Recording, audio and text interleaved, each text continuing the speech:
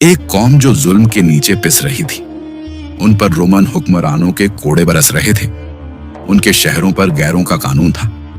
बनी इज़राइल पुकार रहे थे, ऐ अल्लाह हमें बचा ले, हमारे लिए कोई रहनुमा भेज दे। और जब उनकी फरियाद आसमान तक पहुंची तो अल्लाह ने उनकी मदद के लिए एक नबी भेजा, ईसा इब्ने मरियम। वो नबी जो शिफा बनकर आए, उम्मीद बनकर आए, जिंदा मौजिजा बनकर आए। लेकिन यहीं से तारीख की एक दर्दनाक साजिश शुरू हुई। ये कहानी है बैतुल मुकद्दस की, जिसे आज यरूशलेम कहा जाता है। वो शहर जहां अंबिया की सदाएं गूंजी थी, मगर उस दौर में वहां रोमन झंडे लहरा रहे थे। हुकूमत थी रोमन साम्राज्य की और बनी इज़राइल उनके कानून के नीचे मजबूर थे। इसी अंधेरे दौर में अल्लाह ने अपनी रहमत का सिलसिला शुरू किया। पहले आए हजरत जकरिया जो नबी भी थे और मरियम अलैहिस्सलाम के कफील भी।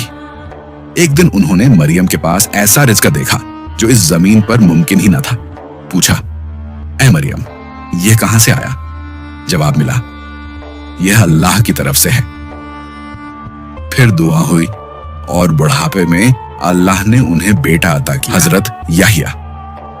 कुरान बताता है कि याहिया बचपन से ही हिकमत और तकवा वाले थे। उधर एक दिन मरियम के पास फरिश्ता आया, खुशखबरी दी, मैं तेरे रब की तरफ से एक पाक बेटे की बशारत लाया हूं। मरियम हैरान हुई, मुझे बेटा कैसे होगा? जवाब आया, यह तेरे रब का फैसला है।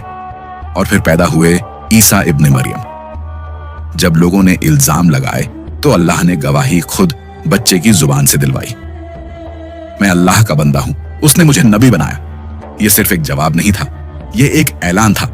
ईसा अलैहिस्सलाम ने दावत शुरू की, अल्लाह एक है, उसी की इबादत करो। उन्होंने मौजज़ात दिखाए, अंधों को देखने की ताकत मिली, बीमार शिफा पाए, मिट्टी से परिंदे बनाकर अल्लाह के हुक्म से जिंदा किए। लोग झुकने लगे, मगर सरदारों के दिल सख्त हो गए। उन्होंने रोमन हाकिमों से कहा, यह शख्स बगावत कर रहा है, खुद को बादशाह कहता है। झूठ था, मगर तलवार को सिर्फ हुक्म चाहिए होता है। पहले हजरत याहिया को कैद किया गया, फिर कत्ल कर दिया गया। शहर खामोश रहा। फिर बारी आई ईसा अलैहिस्सलाम की।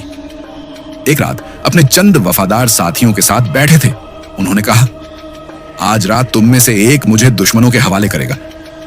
तफसीरों के मुताबिक वह शख्स था यहूदा इस्करियोती, जो जाहिर में साथी मगर अंदर से डरा और लालची था। साजिश पूरी हो चुकी थी, मगर अल्लाह का फैसला कुछ और था।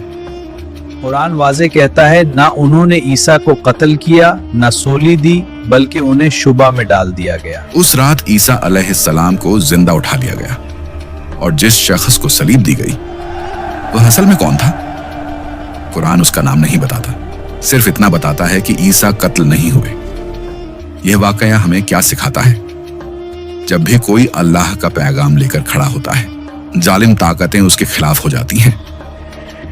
हक का रास्ता आसान नहीं, मगर आखिरकार फैसला अल्लाह का होता है और कहानी यही खत्म नहीं होती। इस्लामी अकीदे के मुताबिक ईसा इब्ने मरियम दोबारा तशरीफ लाएंगे जब दज्जाल का फितना जाहिर होगा और उस आखिरी दौर में इंसाफ फिर कायम होगा। यह सिर्फ एक तारीखी वाकया नहीं, यह हर दौर के लिए एक सबक है।